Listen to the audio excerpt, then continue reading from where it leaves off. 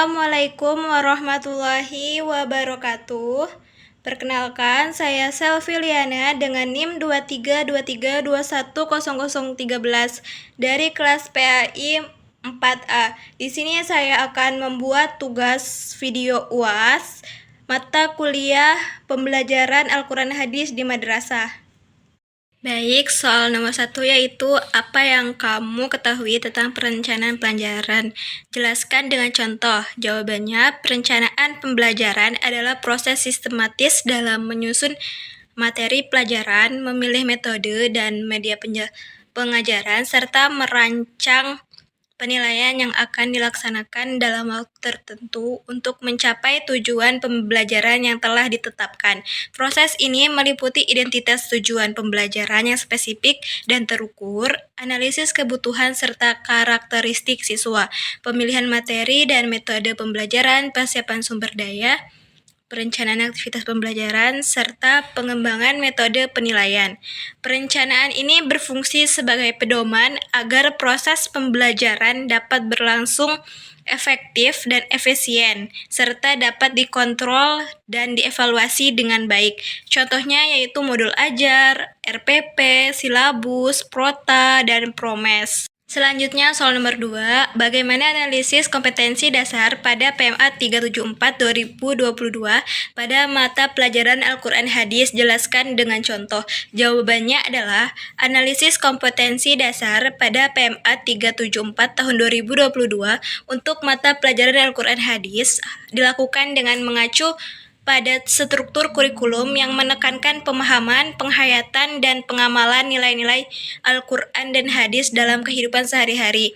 Kompetensi dasar dirancang agar peserta didik tidak hanya mampu memahami isi kandungan Al-Quran dan Hadis, tetapi juga mampu mengimplementasikan nilai-nilai tersebut dalam perilaku nyata. Analisis kompetensi dasar pada Al-Quran Hadis. Kompetensi dasar mencakup aspek kognitif, afektif, dan psikomotorik, seperti memahami makna mufradat kosakata dalam ayat-ayat Al-Quran dan Hadis, menjelaskan kandungan dan pesan moralnya, serta menunjukkan perilaku sesuai dengan ajaran yang dipelajari. Contohnya, dalam kompetensi dasar yang mengajarkan tentang perilaku hormat dan patuh kepada orang tua dan guru, peserta didik diharapkan dapat menyebutkan makna mufradat dari Quran Surat Al-Isra ayat 23 sampai 24.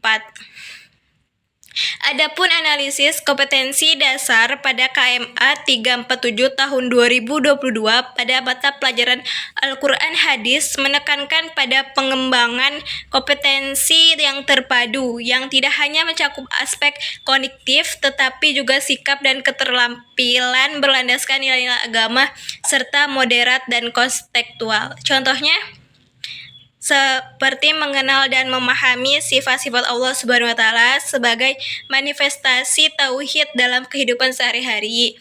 Yang kedua yaitu menyampaikan gagasan dan mengamalkan terkait pembelajaran Al-Quran Hadis secara lisan dan tertulis sebagai bagian dari literasi agama. Soal terakhir yaitu bagaimana analisis saudara tentang problematika pembelajaran Al-Quran Hadis di madrasah. Jelaskan dengan contoh. Jawabannya adalah problematika pembelajaran Al-Quran Hadis di madrasah terdapat beberapa aspek tertentu, yaitu 1. Keterbatasan waktu pembelajaran, alokasi waktu yang terbatas. Misalnya hanya 40 menit per minggu membuat materi sulit disampaikan secara mendalam dan siswa kurang mendapat kesempatan berlatih secara optimal. Yang kedua, metode pembelajaran yang kurang variatif. Metode yang dominan ceramah, tanya jawab, dan latihan rutin kadang kurang menarik bagi siswa sehingga menurunkan motivasi belajar.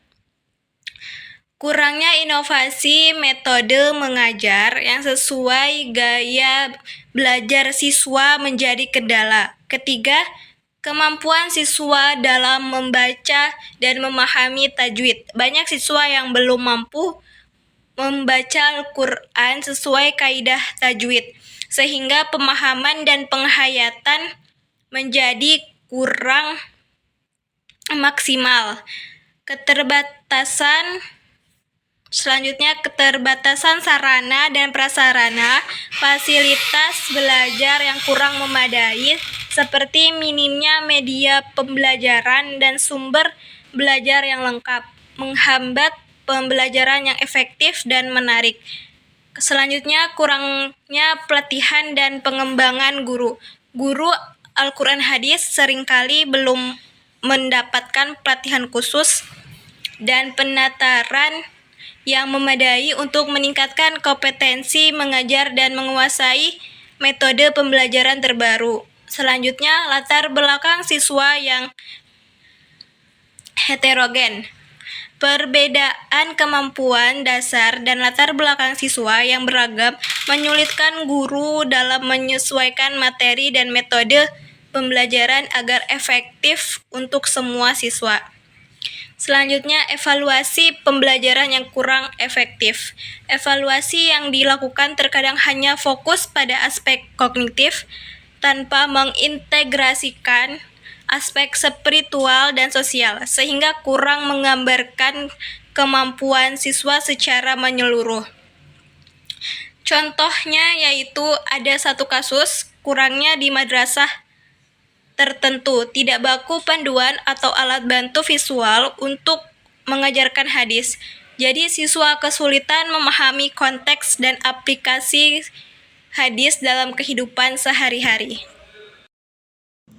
Terima kasih. Mohon maaf bila ada kesalahan kata.